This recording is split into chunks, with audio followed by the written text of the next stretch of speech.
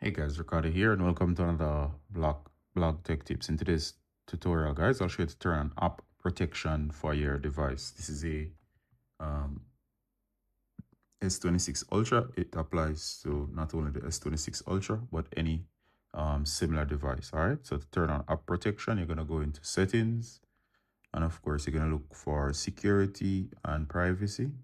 Once you're in here, guys, you're gonna go ahead and you're gonna look for app protection. It should be under um, account security. About that, you're gonna go back. If you're here, go back.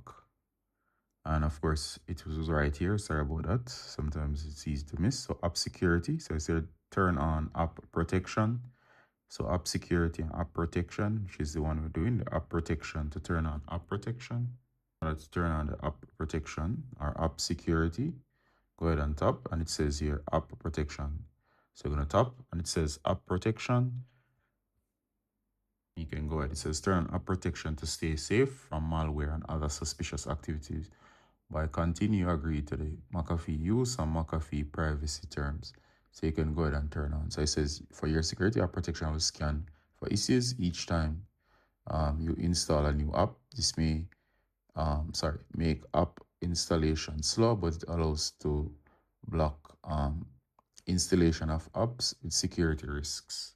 In other words, it scans for security risks, and of course it will protect your device, and it's an added layer of protection.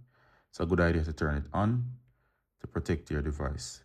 The drawback, of course, is that it will slow down the rate at which your device install apps, but it should not take too long. All right, so once you're finished, that's it. And now you'll have an added layer of protection when you're installing apps, not to worry about in case there's malicious stuff in it. All right, so hope that was useful. See you in the next one, guys. Bye.